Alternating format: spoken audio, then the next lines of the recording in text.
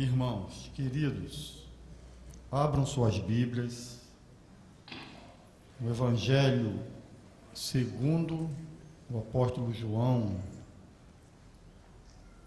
aquele a quem Jesus amava. Embora esta frase possa ser dita sobre mim e sobre você também. Aquele em quem Jesus ama, eu e você. Vamos, né? Pai, vamos ler a palavra. Já na leitura, te rogamos mesmo, Senhor, um pedido sério mesmo. A gente tem consciência que precisa. Rogamos que esta palavra que será lida e exposta, Senhor, afete a gente, transforme, porque só a palavra realmente transforma a vida da gente. Por favor, Senhor, tenha misericórdia de nós. A honra, Pai, claro, toda tua, louvor só cabe a Ti, Senhor. Ai de nós querer levar alguma coisa, Senhor, disso, de forma alguma, é tudo Teu, glória, honra, louvor, exaltação, a Ti somente, Senhor. Nós rogamos mesmo, em nome de Jesus, nos abençoe e nos transforme nessa noite, em nome de Jesus. Amém. Amém. Quero que você abra então João capítulo 20. Nós vamos ler, queridos, um pouco antes do que está aí determinado no programa, né, de leitura para essa série de mensagens aqui, porque vai ter a ver com o que eu quero transmitir aqui hoje, em nome de Jesus, a partir do verso 18 até o 31.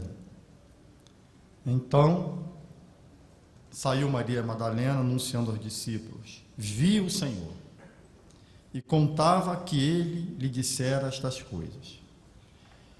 Ao cair da tarde daquele dia, o primeiro da semana, trancadas as portas da casa onde estavam os discípulos, com medo dos judeus, veio Jesus, pôs-se no meio e disse-lhes: paz seja convosco. E dizendo isto, lhes mostrou as mãos e o lado. Alegraram-se, portanto, os discípulos ao verem o Senhor. Disse-lhes, pois, Jesus outra vez: paz seja convosco. Assim como o Pai me enviou, eu também vos envio. E, havendo dito isto, soprou sobre eles e disse-lhes: recebei o Espírito Santo. Se de alguns perdoardes os pecados, são-lhes perdoados; se lhes retiverdes, são retidos. O texto agora, então, que a gente vai se centrar mais. Ora, Tomé, um dos 12, chamado Dídimo, não estava com eles quando veio Jesus. Não estava lá. Disseram-lhe então os outros discípulos: vimos o Senhor.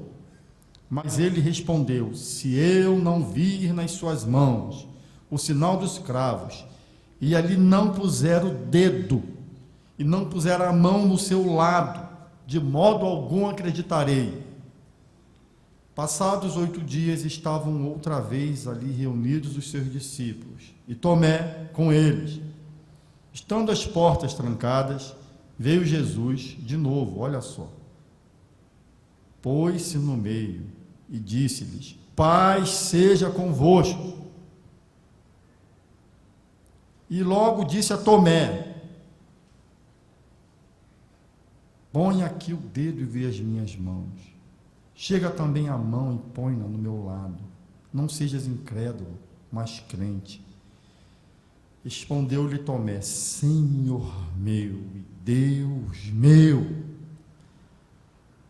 Disse-lhe Jesus: porque me viste, creste? Bem-aventurados os que não viram e creram. Na verdade, fez Jesus diante dos discípulos muitos outros sinais que não estão escritos neste livro. Estes, porém, foram registrados para que creiais que Jesus é o Cristo, o Filho de Deus, e para que, crendo, tenhas vida em seu nome. Poxa, que passagem linda! Eu confesso a vocês que, enquanto li aqui, me ressaltaram algumas ideias que eu mesmo não havia ainda atentado para elas. Falei, puxa, eu devia pegar isso aqui como um tópico da mensagem, mas deixa para uma outra. Eu confesso a vocês que eu vivi uma crise com esse texto. Primeiro, para dar uma ordem na minha cabeça a eles, e também uma riqueza de mensagens. É muita coisa, muita. Eu falei, gente, é tanta riqueza, e a gente tem que sintetizar. Estejam certos que eu talvez fale aqui 20% do que a gente tem vontade, né, de um texto tão rico, tão belo, tão maravilhoso. Até isso aqui, Jesus repete a mesma frase 3 vezes, mas os discípulos já não tinham visto, já não ressuscitou, porque estavam com essas portas trancadas de novo. Abre essa porta, que tinha uma ameaça séria lá fora. O texto nos revela 3 tipos de fé. Basicamente, tá bem? Se você quiser, você vai achar mais aqui. Mas eu quero separar 3 tipos de fé. Os que viram e creram, está lá no verso 20, os discípulos precisaram ver para crer. Não é só Tomé não, gente. Essa história, Tomé leva a fama, mas os discípulos também não acreditaram. Quando Maria Madalena falou, eles só se alegraram quando eles viram. Então, os que viram e creram, Maria Madalena, por isso que eu li o verso 18, ela já tinha falado que Jesus havia ressuscitado, mas eles ficaram assim, será? Tanto que estavam apavorados, é o que os versos 19 aqui e 20, né, mostram para a gente. Os que viram e creram. Tem os que viram e não creram. É aquele tipo que a gente reputa a Tomé. Que ele não basta, ele não só vê, ele tem que tocar. Aquele tipo que tem que usar todos os sentidos para acreditar. Então, esse tipo de fé é a que Tomé, na verdade, professa. Verso 25. Vimos o Senhor, eles falam, mas ele responde, tudo bem, mas eu sou um homem moderno. Eu sei que a mente humana é capaz de produzir alucinações e visões. Quanto mais nós que estamos apaixonados por esse ideal, por essa esperança, aí mesmo que a mente é capaz de produzir alucinações. Então, eu acho que junto de vocês, até mesmo eu, posso passar por um tipo de alucinação dessa coletiva. Não vai bastar a mim ver. Eu vou ter que tocar na mão de Jesus, do lado dele, para ver se tem mesmo um buraquinho ali. Está aqui. Se eu não puder a mão no seu lado, de modo algum acreditarei. Louvado seja o Senhor por ter um Tomé na Bíblia, um consolo para a minha mente. Obrigado, Senhor. Eu não preciso perder esperanças. E tem a fé que Jesus fala, os que não viram e creram, tá? Que é o verso 29, que a gente pode entender que são aqueles que viveram antes de Jesus, não o viram, mas morreram acreditando que viria, e os que vieram depois de sua ascensão, não viram e creram. Aquela primeira igreja, após os discípulos, os apóstolos, e todos nós que cremos, eu e você, somos esses bem-aventurados. Não vimos, não testificamos ali, mas cremos.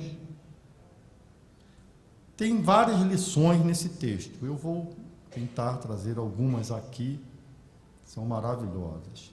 Uma delas que eu considero muito importante, essa beleza em Jesus, essa misericórdia dele, essa graça no Senhor, em lidar com a gente de acordo com a fé que a gente pode ter.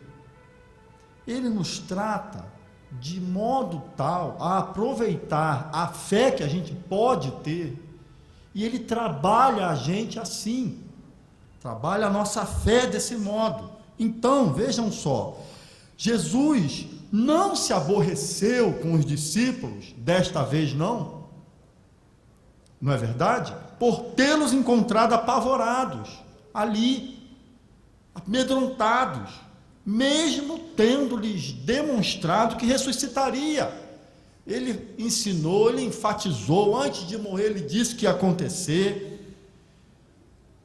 Jesus simplesmente se coloca no meio deles, verso 19 diz isso, e faz uma coisa tremenda. Jesus faz assim: sou eu, Jesus, levanta aqui, né? Olha aqui, gente, olha aqui, lhes mostrou as mãos e o lado, está aqui. Aí eles se alegraram-se, portanto, está ligando ao que foi feito antes, ao verem o Senhor, aquele que está com as mãos marcadas, né? Até surdo, mudo é assim, né? Jesus, não é? É isso. E o lado, ele não se aborreceu, ele mostra, ele não aparece lá com aquela auréola, que a gente vê em filme, todo meio transparente, ele era alguém, ele aparece e mostra, está lá, ficou marca nele. Gente, vamos falar sério, precisava Jesus ressuscitar com marca na mão e do lado? Não. Por quê? Na minha concepção, se me permitem, se concordam comigo, um ato de misericórdia sou eu mesmo. Ele vem, desmorta as mãos e o lado, como o verso 20 disse aqui, e lhes anuncia a sua paz mais de uma vez. Chega e fala, parece que não muda muita coisa, eles vêm ao Senhor e se alegram, ele fala de novo: paz seja convosco, aquela paz, né, que só o Senhor sabe transmitir, porque parece que nem os discípulos acreditaram de modo instantâneo. E João mesmo, lá no verso 8 desse capítulo, está aqui, ó. Então entrou também o outro discípulo, que chegou primeiro ao sepulcro, e viu, e creu. Tinha que ver também, viu o sepulcro vazio. Maravilhoso isso. Deus, em seu amor, ele quer nos alcançar e age para conosco de acordo com o modo certo e eficaz, para que creiamos em seu nome. É misericórdia, é graça, é um Deus de graça. Eu me lembro a minha luta com a fé, a mente doente, enferma, chata, e Deus, por sua misericórdia, foi me trazendo professores benditos. Não sei se vocês sabem, o Ângelo, meu mestre, foi o meu melhor professor de teologia até hoje. Josué, você lembra que ele chamava de cacique? Lembra não, né, Jô? Chamava, será por quê, né, Jô?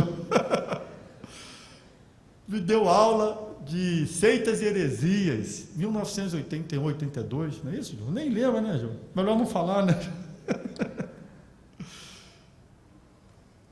E você vai aprendendo coisas que vão entrando na sua mente, a sua mente vai fazendo um saber que se fecha, e você vai, um saber na palavra, e você vai, a fé vai entrando deste modo. Mas eu vou chegar lá ainda. O Senhor vai tendo essa misericórdia com cada um de nós, cada um, para que de modo eficaz a gente creia em seu nome. É um Deus de graça, é um Deus de misericórdia. Com Tomé não foi diferente.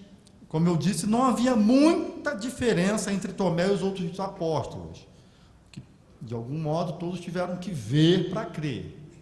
Tomé, a diferença é que ele não queria apenas ver, tinha que tocar. Alguns acham até que O problema de Tomé foi ele não estar junto com os outros apóstolos. Se ele estivesse lá, o seu dilema já estaria resolvido uma semana antes, mas não estava. E a gente não pode falar muita coisa porque não estava. Eu acho, não estou sozinho nisso, que Tomé era aquele tipo que gosta de sofrer sozinho e se isolar. Sabe? Aquele tipo de, vocês ficam aí, eu vou ficar sozinho. Acho que ele era esse tipo. Fazendo-se um estudo de suas falas, sabe? Parece que ele era esse homem moderno, a mente lógica. Hoje a gente chama mente científica, ele era o cientista da época. Tem que ver para crer, um positivista. E ele era esse tipo. Mas estavam todos tristes, apavorados. Todos. Não só Tomé também. Eu creio, como já disse aqui, que Tomé era, nesse modo de ser lógico, um homem moderno para a sua época, essa mente científica, ele sabia sim que a mente podia ser enganada por visões e alucinações. É por isso que eu acredito que ele diz: eu não quero só ver, não, eu tenho que tocar, porque eu acho que vocês viram coisas. Ele disse: eu não vou cair nesse engano, eu tenho que ver e tocar em Jesus para não ser enganado. É lindo, é maravilhoso, sua sede de acreditar, era saber que o centro de sua vida estava ali, a razão de ser de sua existência. Ele não podia errar, gente, não podia errar. Permitam aqui uma lembrança que eu tive aqui, de um evangelismo que eu fiz há muitos anos. Eu fui num mosteiro budista, muito bonito, e entrei lá e tinha lá um monge, e eu quis conversar com ele. Fiquei horas conversando com ele, horas, ele me ouvindo. E quando ele começou a falar, eu ouvi, e ele permitia fazer perguntas, e eu falei assim para ele: de onde você tirou isso que você acredita? Ele: como assim? Não, você está lançando toda a sua vida em uma crença. Eu quero saber de onde você tirou isso, qual a base. Eu estou te dando uma base. Eu tenho um ser histórico, eu tenho livros escritos e tenho uma argumentação que eu estou trabalhando com você. E você tira essa coisa da reencarnação da onde? Que era a base. Ele falou assim: não, eu não tenho uma base como você. Eu falei: puxa, aí eu falei para ele: puxa, rapaz, como você lança a sua vida em algo que você não tem uma base para sustentar? Pois bem,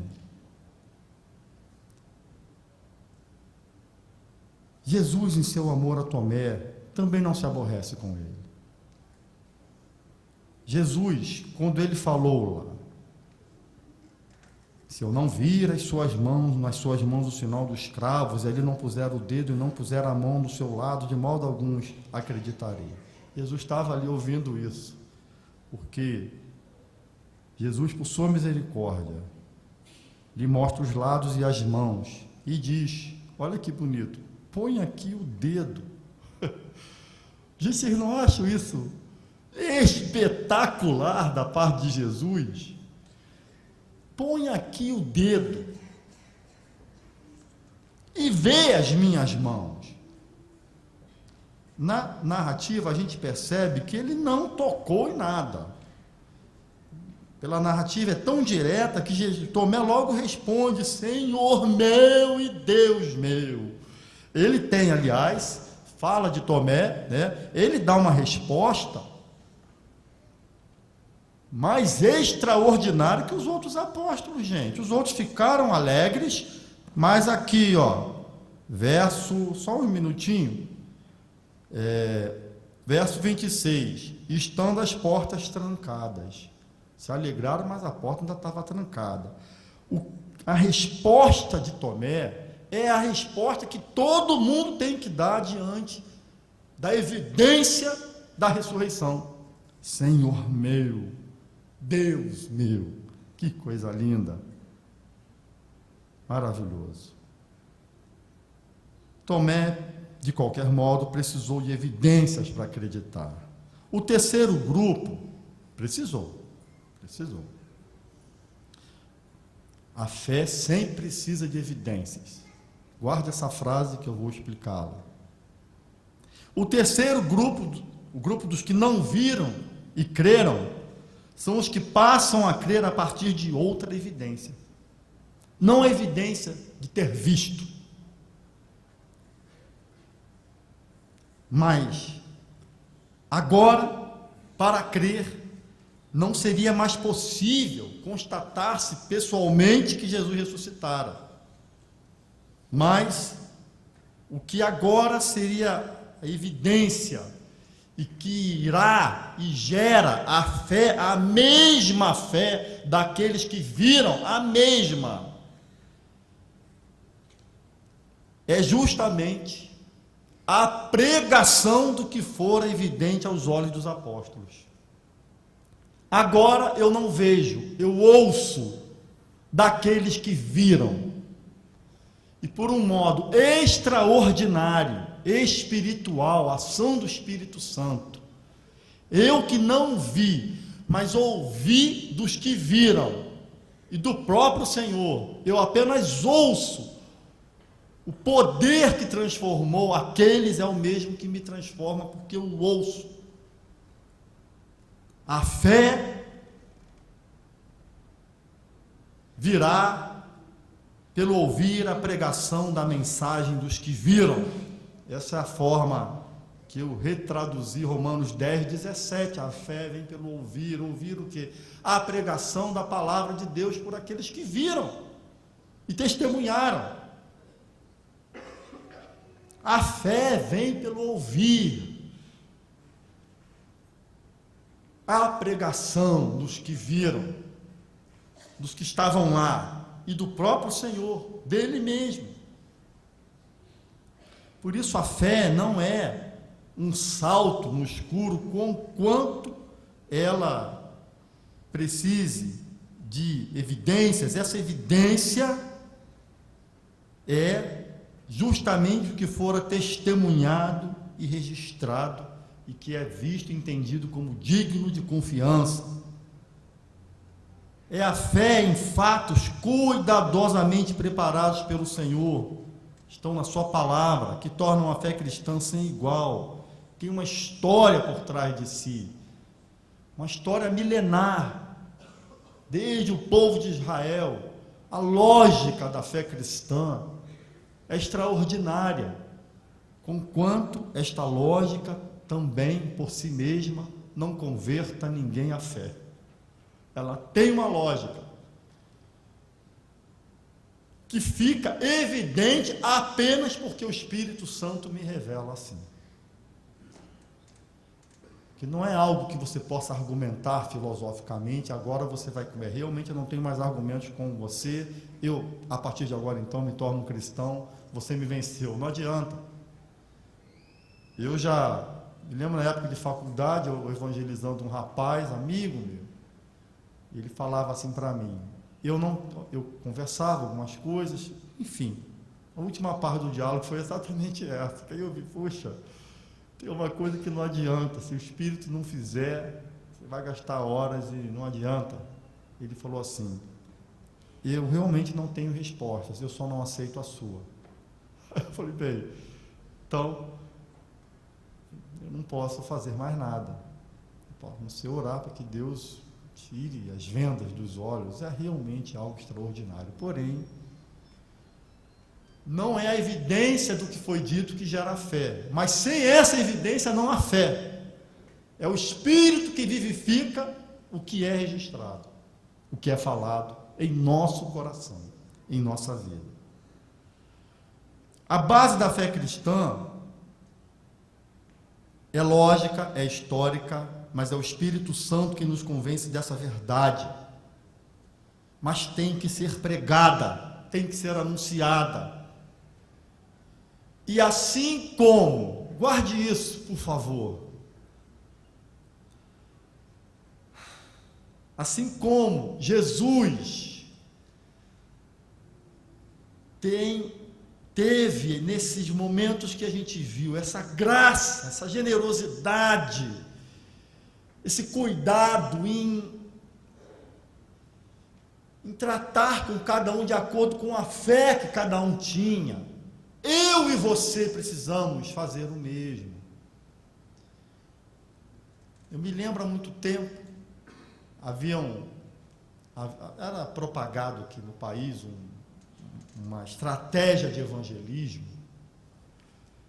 que era, você tinha que seguir passo a passo aquela estratégia, ipsilíteres, sem fugir a nada. A gente era treinado, eu passei por ela, treinado. Aí você chegava para todo mundo e tinha lá uma reza assim do método evangelismo. Não vou falar qual é, porque eu não estou falando mal do método.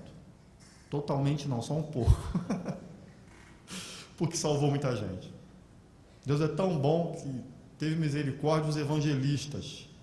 Mas não respeitava algumas questões pessoais. Franz Schaeffer chamava de ponto de tensão. Todo mundo tem um ponto de tensão que você tem que entendê-lo para que o evangelho entre naquela vida. Então a gente tem que entender isso, com Tomé aqui. A gente às vezes perde a paciência. Calma, você tem que entender esse jeito do outro chegar à fé. Tem que ter essa sensibilidade espiritual para isso. Tem eu vou usar como ilustração. Sadhu Sudar Singh estava andando numa trilha e encontrou um homem morrendo de sede. A porta dos pés sangrentos está lá. E ele foi oferecer algo ao homem, o homem, não posso beber nesse copo. Mas é água, não posso. Eu só posso beber em taça de cristal. Ai meu Deus, eles são correndo desesperado, procurando então uma taça de cristal com água para dar àquele homem. Vamos ficar só por aqui na ilustração, o resto não interessa tanto. O que importa é essa mensagem, que é o conteúdo. As pessoas querem, a sede elas têm, a gente é que tem que achar essa forma dessa fé ser preenchida, essa fé ser gerada, essa sensibilidade.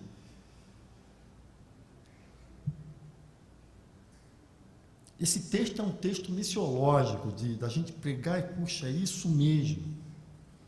Entender a missão de acordo com a perspectiva que o outro pode me entender. Existe hoje aí um novo termo para algo velho, que eu estou gostando muito, que é a igreja missional. Que é você pegar a teologia, o saber da igreja e tentar espalhar o máximo que você puder no contexto onde você está, sem ferir o conteúdo. Você mexe com a forma de qualquer jeito, desde que não fira o conteúdo. A igreja missional, a igreja preocupada em que a igreja viva a sua missão nos outros 6 dias, que domingo é mole, é fácil, mais ou menos. Se me lembrar aqui que não é tão fácil assim em alguns momentos do dia, não.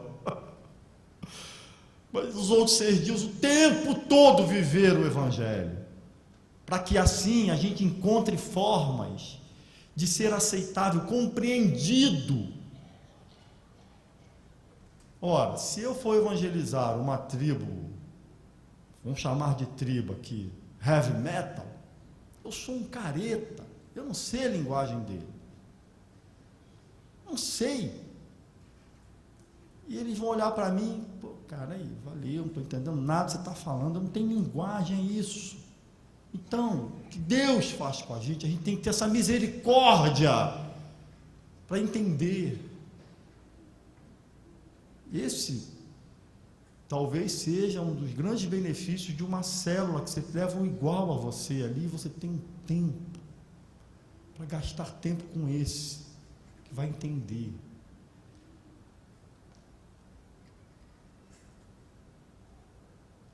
A base, então, da fé cristã é lógica, histórica. O Espírito Santo nos convence da verdade. Nós fomos chamados a acreditar na verdade contida nos registros sagrados. Eu fui vocacionado para isso. Porque Deus teve esse cuidado comigo, de me fazer acreditar na palavra, na sua palavra. Este é o maior dos milagres. Eu fui alcançado por esta graça. Isso aqui eu estou tirando da mensagem de hoje de manhã, que me abençoou muito. Pastor Josué. Eu fui vocacionado a viver esta graça. Viver a serviço desta palavra. Eu não posso por mim mesmo me colocar a serviço dessa palavra se o Senhor não me jogar dentro dela. Ele me joga quando Ele faz a minha mente compreender isso tudo e Ele usa as estratégias necessárias para que eu compreenda. O Espírito gerou esta fé em mim que opera na graça, no favor e na misericórdia de Deus em mim. Eu quero fazer algumas aplicações aqui, ressonâncias na minha alma, desse texto, queria a sua atenção. Tá? Está tudo muito correlacionado, muito mesmo, essas aplicações aqui. Então, vejam só, esses discípulos, esses apóstolos, que atravessaram diversos milagres e sinais, esses sinais não foram capazes, esses milagres, de sustentar a fé desses apóstolos até o fim. Não foram os milagres que geraram a fé dos apóstolos. Milagres por si mesmos não geram fé em Jesus. Olha o que está em João 12:37. Embora tivesse feito tantos sinais na sua presença dos judeus, não creram nele. Sinais não garantem fé. Não garantem. Milagres não garantem fé. Os 10 leprosos, só um voltou. Eu não estou pregando contra milagres, eu não sou tolo. A fé precisa de evidências, mas estas não são os milagres, os sinais. Hoje, as evidências que geram a fé estão nos registros das Escrituras Sagradas. Nós não devemos precisar de nada além da palavra de Deus para desenvolvermos a nossa fé. Ela basta. Na palavra, você tem tudo o que você precisa. Tudo! Para a sua fé ser inabalável, ao ponto de operar muitos milagres. A igreja não precisa de milagres para se fortalecer na fé. É a fé que gera milagres. É bem verdade que os milagres têm uma ação muito grande em nossa fé. Mas se a palavra não for encarnada, vivida, praticada, ela não desenvolverá, não fortalecerá a fé. A fé na palavra, a fé em Jesus. É dessa forma que a gente tem que entender que a fé sem obras é morta. Tiago diz isso. Uma fé que não se transforma em vida enfraquece e morre. A fé sem obras é morta. É verdade. Mas as obras não geram fé. As obras, e aqui se inclui os milagres, assim como toda a forma de obediência às Escrituras, são instrumentos que fortalecem, vivificam a fé, mas não geram.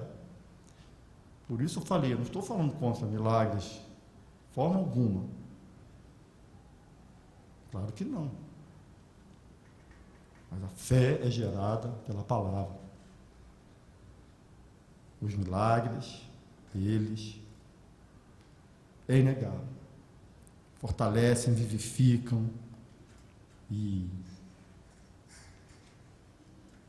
fortalecem a nossa fé.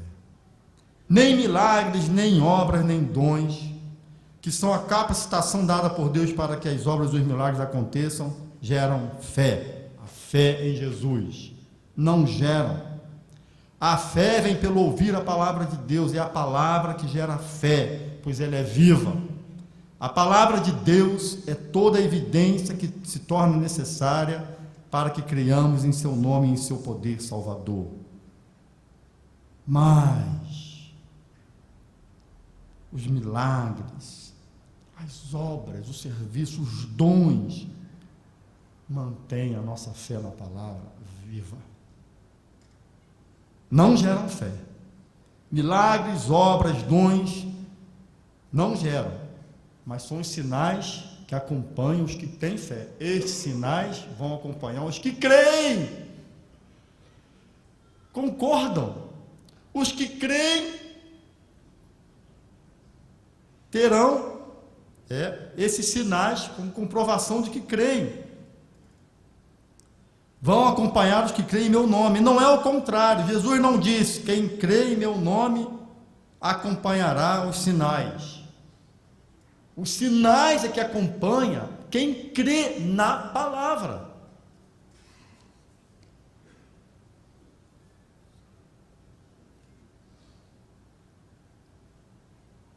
Milagres, obras, dons são fruto de uma vida que foi alcançada pelo poder da palavra. O que nos falta, se nos faltam milagres, dons e serviço, é a palavra.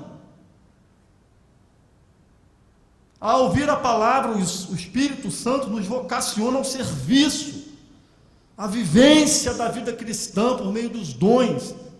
E é simplesmente acreditar que para Deus realmente não há impossível. Muitos são os que se voltam à busca dos milagres, dos dons e até mesmo das obras do serviço, mas se esquecem que estes devem ser mera consequência de uma vida que busca o conhecimento e a prática da palavra de Deus. É a palavra. Bem-aventurados que não viram e creram, porque somente precisam ouvir a voz de Deus. Precisam só ouvir a voz de Deus presente em sua poderosa palavra. A gente só tem que ouvir a palavra. Aí os dons afloram. Os milagres. Esse milagre de ter a vida transformada é o maior dos milagres. O milagre de você começar a servir, não viver para si mesmo. É a palavra. Volte-se a ela. É a palavra de Deus que temos de nos voltar e não as buscas desenfreadas por milagres. Quando eu falo desenfreadas, é hora bora, é você fazer. Expressãozinha, desculpe, os adolescentes aí, expressão antiga, né? Acho que é mais antiga até do que eu mesmo. Desenfreada é você fazer do centro da sua vida cristã a busca disso, a busca é a palavra. É a palavra de Deus que temos de nos voltar e não as buscas desenfreadas por milagres, conquanto jamais devemos descrer que estes são evidências de uma vida que acredita e segue a palavra de Deus. Devemos viver acreditando que os milagres são nada mais, nada menos a prática viva do que está na palavra. O que está na palavra. É a palavra de Deus que temos de nos voltar, e não as buscas desordenadas por dons. Desordenadas, porque nós temos que buscar os dons. Quem dá a ordem à busca dos dons? A palavra. Conquanto jamais devemos descrer que estes são evidências de uma vida que acredita e segue a palavra de Deus. Devemos acreditar que os dons são nada mais, nada menos que a prática viva do que está na palavra. Terceiro e último lugar, aqui nessa aplicação final aqui. É a palavra de Deus que temos de nos voltar, e não as buscas, ainda que apaixonadas por obras, conquanto jamais devemos descrer que estas obras são evidências de uma vida que acredita e segue a palavra de Deus. É a palavra. Os milagres, os dons, o serviço. É porque a minha mente e meu coração está encharcado com a palavra de Deus. Devemos acreditar que as obras são nada mais, nada menos que a prática viva do que está na palavra. É da palavra que vem a fé, é por meio da palavra que vem o poder para os milagres. Ora, se o pastor Josué e nós recebi esse e-mail na hora, acreditamos que na nossa oração, aqui no Brasil, Niterói, Águas Escondidas, nossa ação aqui de algum modo, vai imediatamente atuar lá na África, em Dakar. Por quê? Porque a palavra me autoriza isso. Eu já vi tanta gente falar tanta bobagem, porque não está na palavra. Ou deixa outros saberes regerem a vida, que não a palavra. É a palavra? Faça porque está nela. É da palavra que vem a fé, por meio da palavra que vem o poder para os milagres, é por meio da palavra que recebemos e orientamos os dons. A palavra de Deus nos diz tudo sobre os dons. É por meio da palavra que encontramos a motivação e a razão para o serviço. Eu não sirvo porque tenho culpa, eu não sirvo para... Eu sirvo, porque a palavra me diz que eu tenho que servir, papel do amor cristão, do servo. Eu sirvo porque é obediência à palavra. E eu tenho que obedecer, servir de acordo com a palavra. Uma fé sem a vivência da palavra, a palavra de Deus. Meu irmão, essa palavra é a mais simples que você poderia ouvir nessa noite, não é verdade? Você não sabe disso? Não sabe?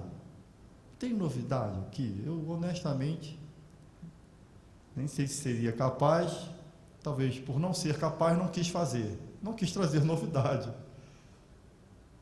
Mas uma igreja sem a vivência da palavra não verá milagres. O tempo todo nós temos que pensar, a palavra de Deus está regendo esse ato, esse plano, essa ação na minha vida, na nossa vida. Pensa em você é igreja, você. Eu não estou falando dessa igreja Betânia, estou falando da você, igreja. Se a vivência da palavra, meu Deus, eu estou pregando isso contra mim. Eu sei que é contra mim. Uma igreja sem a vivência da palavra não terá dons. Não há um elemento aqui dentro dessa igreja que não tenha recebido, sendo um convertido ao Senhor, a fé lhe tendo alcançado por meio da obra do Espírito Santo. Não há um elemento aqui que não tenha dom para servir no reino de Deus, ou dons. Não terá dons. E sem a vivência da palavra, dessa palavra, desse que é o bem-aventurado, não viu e crê porque ouviu. Não vai servir ao reino de Deus. Não vai. Então, é muito simples. Como são simples as palavras de Jesus. São mesmo. Eu confesso, vou confessar uma coisa que acontece lá em casa. Espero que meus filhos não fiquem constrangidos. Mas eu vou fazer um elogio aqui a eles. Vou nem olhar para o lado de lá. Coisa mais linda. Quando, às vezes, eu entro no quarto, eles estão ainda lá. Coisa mais linda. Eles estão lá ainda, deitados e lendo a Bíblia. Meu Deus, que coisa maravilhosa. Que coisa. Filhos, eu não vou olhar para vocês não, mas jamais deixem de fazer isso. Todos os filhos. E sabe, irmão, é claro, eu e Ilvana, a gente incentiva isso, mas isso aconteceu depois de um retiro da UPA. Então, bom que o Cláudio está aí. Foi um retiro lá, não sei o que houve, eu sei. A palavra gerou isso. Sede da palavra. É a palavra, gente. O que vai mudar a minha, você, igreja, é a gente se voltar à palavra. Saia daqui hoje com uma sede, a sede da palavra. Você tem dificuldade? Vá para a palavra. Quer resolver seus conflitos? Quer um milagre em casa? É a palavra. Olha, gente, vamos ficar em pé e vamos orar. Desenvolva a nossa fé, fortalece a nossa fé, vivifica como brasas num braseiro ali aceso, vivifica a nossa fé, vivifica a nossa fé, Senhor, reacende a nossa fé,